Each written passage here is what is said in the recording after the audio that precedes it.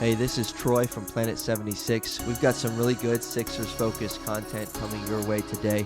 Make sure you subscribe to the pod so you can be in the know when we release new content. Enjoy the show. Well, what's going on, Sixers fans? Welcome to another episode of Planet 76 Podcast.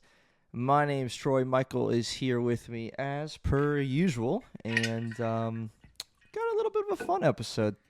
Recording on the same night of the NBA draft lottery. Results are in just about an hour ago, and so Michael and I were like, you know what, let's talk about that. So Monday, May 12th, we're recording, and the results are in. Again, this is Planet 76, episode 175. We'll talk about where the Sixers landed, kind of that process. I mean, it's been a few years, Michael, since Sixers fans like us have been even showing any interest in the draft lottery. Kind of a new territory for us to be. I texted my friend, I was like, this is the most excited I've been for Sixers action since Christmas. So here we are. But Sixers do keep their pick. Obviously, there was a chance they would not, but they land at number 3 in the draft lottery. Michael and I both watched, and so there was some drama built up with it, and we'll talk about that and talk about what the Sixers might do with that third pick. So, Michael, how are we feeling? I'm not feeling as excited as I thought I would be after the lottery. And like you said, it's been a while since the Sixers have had any real, I don't want to say care for the draft, because the Sixers got McCain last year. They actually got D'Anthony Melton a couple years ago. Obviously they didn't draft him, but they were able to trade for him on draft night, so that was a big acquisition. But for the lottery's sake, I mean, when is the last time the Sixers were in the lottery? Was it Simmons? Was it Fultz? Yeah, I believe so. So that was 2018? 2017. 2017? Yeah, that's right. That's correct. And then we started making the playoffs, yep. Yeah. So, and there was a lot of outrage over Daryl Morey's comments about how he's one of the winningest executives in the league and all the Sixers do is win. I mean, yeah, they haven't won a championship, but the last time they were in the lottery was 8 years ago. Right. So I think, sure, they haven't been championship winners, but they've made the playoffs every year since 2018, obviously, with the exception of this year. So the fact that the lottery is back in Philly, or I should say, I guess Philly is back in the lottery, it's something that's brought us a lot of excitement and a lot of anticipation. And I have a lot of that still, but I'm not as excited as I thought I would be, partially because I thought they would get number 1, I was hoping, or number 2, and they did get number 3, and we'll get into that a little bit. And 3 is fine. Right. I wish it was 1, and maybe 2, and we're not going to make this episode super long, but there are a few avenues I think the Sixers can explore with this, and I will give Troy the floor back. I will return the floor to Troy, and he can just take it where he wants. Oh, and we'll get to that. We'll get to that for sure. I think it's super, super obvious, right? Elephant in the room. Everybody at that draft lottery wanted to capture the flag. They wanted Cooper Flag, and that's the most.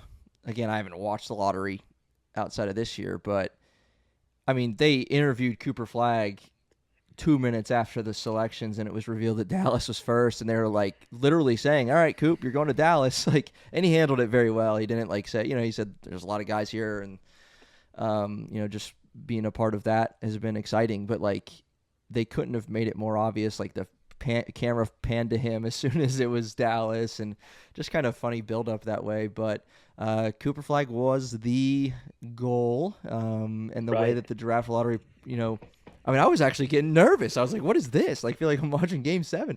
And then I was trying to calm myself down, like, stop. Like, this is silly. But, like, you know, the Sixers finally, they landed in the top 4. Then there's a commercial break, so it's like they got a chance. It was who? The Hornets, the Spurs, and the Mavericks, and the Sixers. Yep. Charlotte landed at 4, and then the Sixers were revealed, and then the Spurs got 2, and they landed at 14. And then, of course, Dallas taking it home, and they had like a 3 or 4% chance to land number 1, and they did. But yeah, and we gotta address Kevin Nagandi giving Philadelphia fans an absolute heart attack. It was like, I don't even know, picks number 10 or 11 or something, and something transpired with one of the teams, and it was, oh no, and now the Sixers will not have that pick because they're going to land outside the top 6. And then a minute later, you see the Sixers flash up as they're going to be in the top 4, and everybody's like, wait, what? And he's like, oh, yep, correction, my bad. So then it's like sigh of relief, and it was funny. A minute later, the Thunder, if the Sixers really did not land in the top 6, the Thunder would have had number 7. But once number 7 came up as, who got 7? I think the Pelicans got 7? 7 was... Is that true? The Pelicans, yep. The Pelicans got 7, and then I was thinking, wait a minute. So that's what it was, yeah. Yeah. If the Sixers didn't land in the top 6, that means the Thunder would have gotten the pick, but the Thunder didn't have a pick in the lottery. So that means something went wrong somewhere by someone. Sorry, Kevin Nagandi, no disrespect. And it ended up being the Sixers got 4, and no, they didn't. Why did I say that? No, they didn't. Why did I say they got 4? I meant in the top 4. I meant to say they got in the top 4, and they got pick number 3, which I don't know. I guess we'll just get into it. I mean, I don't love it. Yeah, and I think tonight, you know, watching it progress. Like if I would have not watched, and then it's like, oh, they got 3. I was like, oh, great. But like watching it progress and realizing they really did have a shot, and like then there's, you know, the teams like Dallas and San Antonio, and then, you know, the Wizards were out and Utah was already out, and so like the Sixers, I don't know or if it even works like that, but like the percentages once it got down to the Final Four, I think they had higher than a 25% chance to get number 1 based on the other teams around them, and it just didn't happen. But Jared McCain did a good job representing the squad, and there was lots of camera action on Morey and Nurse tonight as well. And but yeah, all right. So number 3, we know, at least it seemed, everybody knew Cooper Flagg's going number 1. The rumor has it, certainly it seems as of late, still a month and a half to go before the draft, that Dylan Harper will go at 2. And then there's lots of guys, and there's not a guarantee as to where the Sixers will go. There's not a guarantee the Sixers will keep the pick. So your thoughts on what number 3 does for Morey and the Sixers just overall, and then some names you might have your eye on. What number 3 does for the Sixers, I'm not entirely sure, because, I mean, it's obviously never confirmed, because every year the draft order in the top 3, 4, 5 gets switched up on draft night. Nobody expected it, right? So the top 3 seems to be Flagg, and then some combination of Dylan Harper and Ace Bailey from Rutgers. That's at least what I've seen. And I don't know. I have found myself a lot higher on Ace Bailey in the previous few days, especially after learning that he's 6'10", which is huge because the Sixers, I think, need a wing in this draft. Yeah, and I agree. I think even though he's a bit of a project, especially when it comes to his jumper, I think the tools are there, and when you have a guy that has tools like that, the talent can get there. You can learn the game better, but you can't really learn the physical tools that Ace Bailey has, especially when it comes to, again, his length, his speed. I mean, I don't know how fast he is, but he seems pretty fast. His length, his wingspan, his athleticism. These are things you can't teach. So even though he is a bit of a not a prospect. I keep messing up everything tonight. Not a prospect, a bit of a project. Yeah. A bit of a project. I wouldn't be opposed to it if he's there. I don't know how well he fits with the Sixers simply because I feel like he's a guy who kind of needs to play without as many stars as the Sixers have. Like, I don't know if he would thrive better in an environment without Embiid and or Paul George, just because, I mean, just for the sake of the players that they are, I don't know if Ace Bailey is more of a complimentary piece or if he's supposed to be a star. Like, is he a star? I don't know. Can he be a star with the Sixers? If he is a star, I don't know. So there would be some questions in my mind about, does it make sense? No, obviously he would be the best available in theory if he's there. So drafting for best available isn't always a bad thing, no matter how well the player may or may not fit. So is it worth it to draft Ace Bailey in hopes that maybe he can still blossom into a star, even if not in year 1 or 2? I would say, yeah. I mean, I think even though I don't love the fact that the Sixers got 3, I think there's still a lot of avenues that they can explore. I think there's still a lot of good that can come from it. Yeah. They could, and then you kind of mentioned it too. You kind of alluded to it a little bit, and then I'll kick it back to you. But the Sixers might trade the pick. We have no idea. We don't really know where Daryl Morey stands on the draft this year. I don't know that he's been super vocal about one way or the other, which is fine. He doesn't have to do that. It's still almost a month and a half till the draft. Well, yeah, it is about a month and a half till the draft. So I don't know that he has to be super vocal about it. He may never. He may not until we use the pick or trade it. We don't know. So I also wouldn't be opposed to them trading the pick, perhaps trading down for, who knows, maybe another solid role player, maybe a team trying to get into the top 10 or top 5. There are some teams, Pelicans, I mean, the Hornets, well, the Hornets don't really have anybody. The Hornets stink. The Pelicans with a guy like Herb Jones, I don't know that they trade him.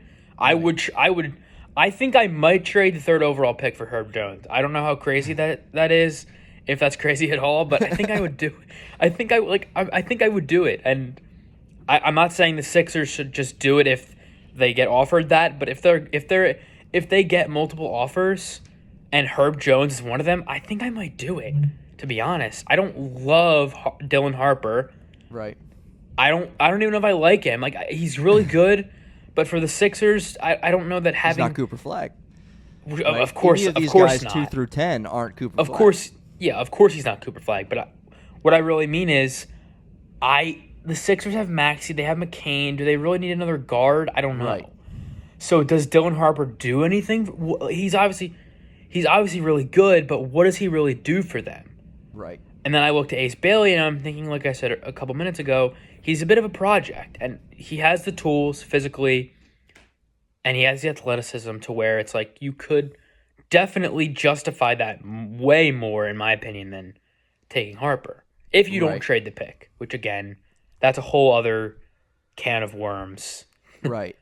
I think the Sixers are a team based on, I mean, this is it's a unique circumstance to land at 3, but you have Joel Embiid, Tyrese Maxey, Paul George on your team right now, Jared McCain on your team right now. Like, it's kind of even like with Dallas landing at 1, like they have Kyrie Irving, they have AD.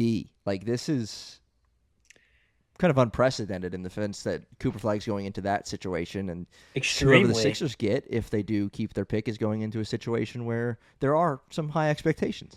Now, with that said, you mentioned Ace Bailey and his tools and the size and what he brings to the table. I don't know if you saw the report today that he is apparently at the NBA Draft Combine. He measured at 6'7.5". What? As opposed to 6'10", like Rutgers said all year long. Now he's 18. Maybe he'll grow into that, but he is 6'7.5". Apparently, 6'7" is a lot different than 6'10". It is. It is kind of interesting, right? But so that's why people were telling me today in my Instagram comments that he's 6'7".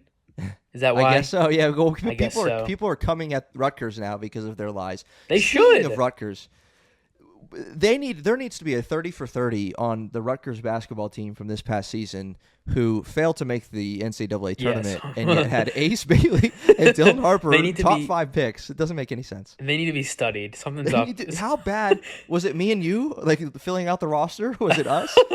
even if it was, they probably those two are so good. That coach should be gone. Yeah. Well, maybe just move him into recruiting because he did something right. But coaching didn't work out. So I don't know. I didn't follow them enough, but crazy stuff. Another name that I have my eye on, or a couple from the Big 12, Tre Johnson, 6'6", pretty good shooter and scorer out of Texas, and then VJ Edgecome, who's arguably, people are saying, the second best two-way player in this year's draft behind Cooper Flagg. Wow. Both of those guys maybe a little more guard than forward at 6'5", 6'6", but it's to your point, I do agree. Like, Sixers should go after somebody that's going to help them now, not necessarily the best available, for lack of a better way of saying it, because Jared McCain proved himself enough. You have Tyrese Maxey. What's another true one or two going to do for you?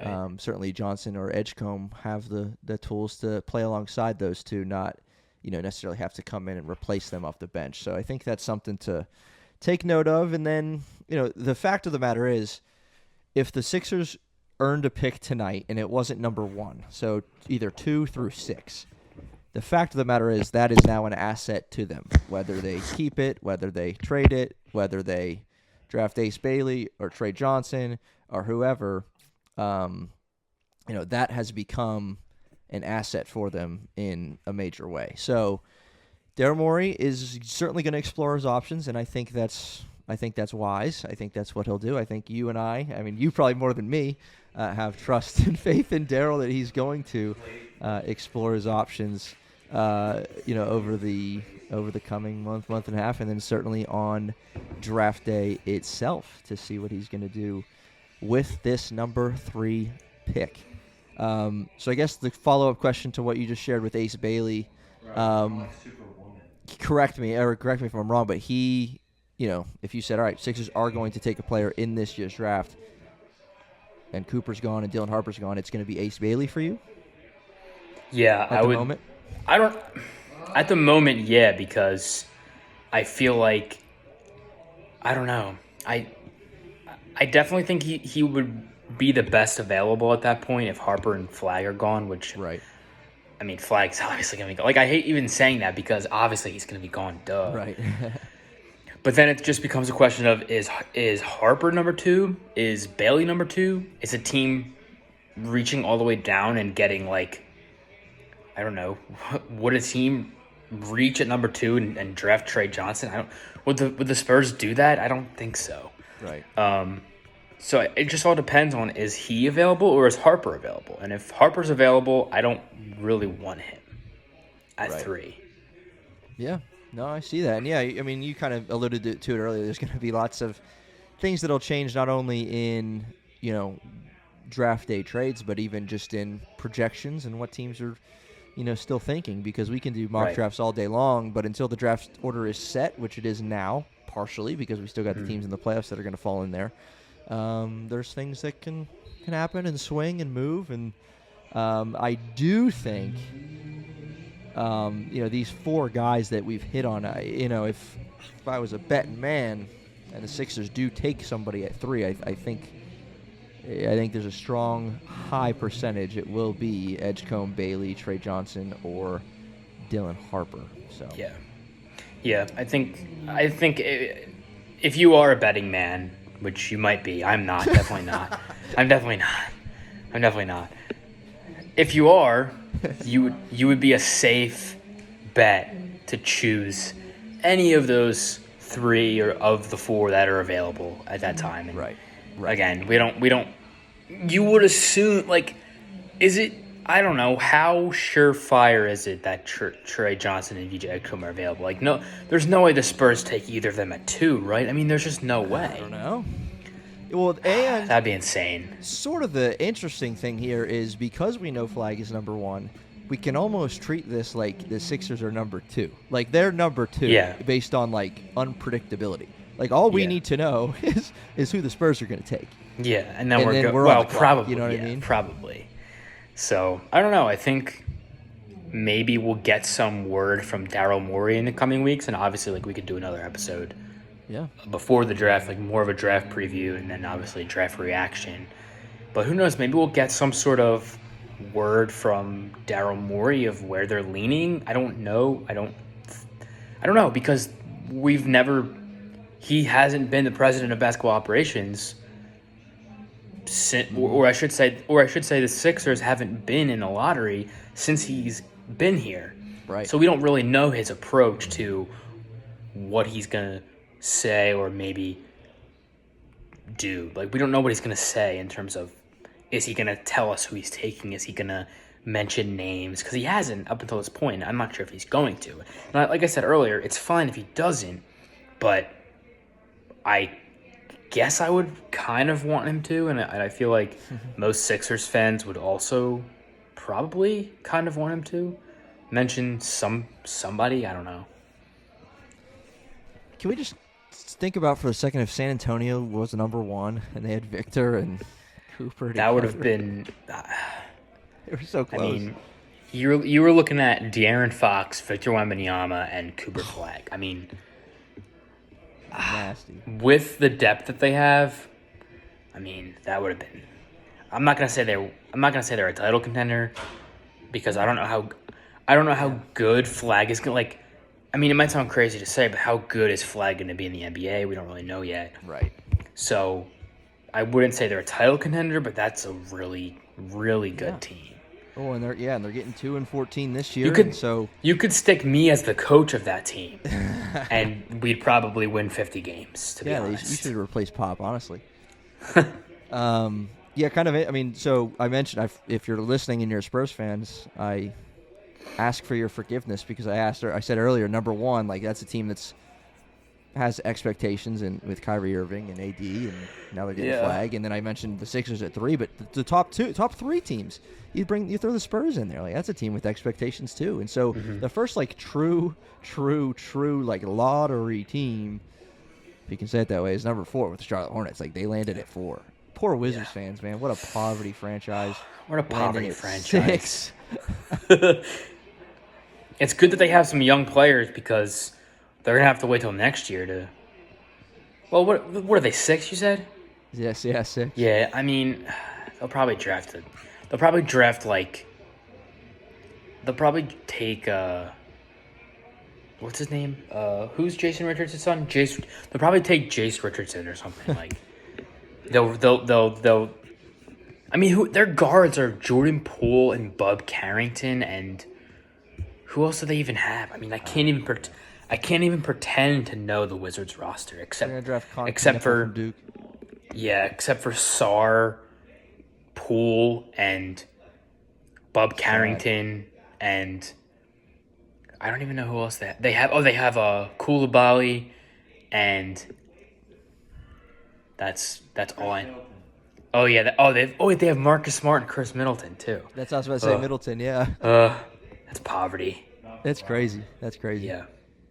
So yeah, we'll see. I mean, and again, something to take note of is because I don't know how deep you want to go as far as like that number, but like picks 2 through 9 or 10, like one team might value this guy at 2, one team might value that same guy at 9. For the most part, it's like a lot of those picks are interchangeable. Right, exactly. You could justify taking, like if Edgecome falls to 7, right, or 8. I mean, it's possible. Like it's very possible, and then you would say, "Hey, take him if he's there." At 7, like the Pelicans could get him because they traded Murray. CJ McCollum got injured. It's like, who are their guards? Who are the Pelicans' guards? I don't even know. So that, I mean, if Tre Johnson falls, that's a good pick. Obviously at 7, VJ Edgecombe falls, even Jace Richardson at 7. Like that's not, and for them, I think he'd be a good fit. even though he's not like an amazing 3-point shooter, that's kind of what they need with Zion. But they have other guys who can shoot. I mean, that works too. Right. Trey Murphy. Wait a minute. I would trade the number 3 pick for Trey Murphy. Oh, my goodness. I would trade the number 3 pick for him or Herb Jones. Or both. Or both. Obviously Trey Murphy, I both. could see yeah. Trey Murphy averaged 21 this year. That's crazy. Trey Murphy is good, and he's only, I think he's only like 23. 24. 24, yeah. He's good, man. That's the kind of guy he's a bomber. He can hit threes, and he can play really good and he's defense. 6'8". And he's 6'8". Make the move, Daryl. Let's go. I'm on board. I would trade number 3 for him. I would do it. If the Pelicans wanted to move up, give me Trey Murphy and I don't know. Well, I didn't realize how many threes he takes a game. He took over 8 a game. I know. Wow. Give me Trey Murphy and give me I don't even know who else they have. I would say Jose Alvarado, but I don't really want him. I don't think he's that good. I don't think he's that good. Alvarado. Give me Trey Murphy, man. Yeah. Wow. I would do it. If I was Daryl Morey, I would do it. I would say, hey, you want the number 3 pick? All right, give me Trey Murphy. And if you want, give me Herb Jones. They wouldn't do that, but I would. If you want to include a little more. If you want to give me an all-league wing defender. If you want to spice things up, give me Herb Jones. If you want to give me an all-league wing defender, sure. I'll take him. Oh, my goodness. Yeah, we'll see what happens, but, yeah, it's yeah, you can't go wrong almost because, like, who really knows? And there's a lot of guys that are in that mix, in that lottery that a lot of teams might have pretty even. And so even watch out for San Antonio. Maybe they trade back. They already got 14. Maybe they have their eyes someone that's, projected to fall around 6 or 7. They trade back. Who knows what's going to happen. But we'll see. What if the Sixers trade with the Spurs? Trade night. Well, the only problem to that is the Sixers would need something to attach to that 3rd pick, and they don't have. I mean, unless they want like Ricky Council, the Spurs want Ricky Council, and the 3rd for the 2nd pick. What if or like Bona? What if the Sixers trade number 3 and get someone from the Spurs, and they get number 14? Ooh, that would be interesting. So you trade back 11 spots, which is significant. I'd say there's a little bit of a drop-off. Yeah. By the time the 11th pick rolls around, there definitely is. Right. Yeah. So you get into, the end of the lottery. But, wow, okay. This presents for some very fun scenarios that we can go over. I agree. I think Daryl should listen. Maybe he hasn't thought of that one. If he hasn't already, but maybe he hasn't thought of that one. Yeah. All right, is that it? That's it. I got more, but we're going to run out of time, so yep. I'll save it. That's episode 175. Yeah, we got nothing else to do the rest of the summer, so we got all sorts of things to get into in the weeks and months to come. NBA Draft Lottery recap. Sixers land at number 3 in the Draft Lottery. What remains to be seen is what they do with that pick, but we'll find out here shortly. So we'll see you next time on Planet 76.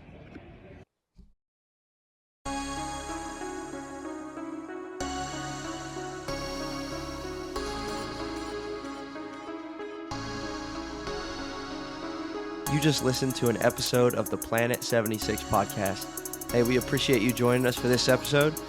Whatever platform you're on, why don't you hit that subscribe button for us, and we'll see you next time.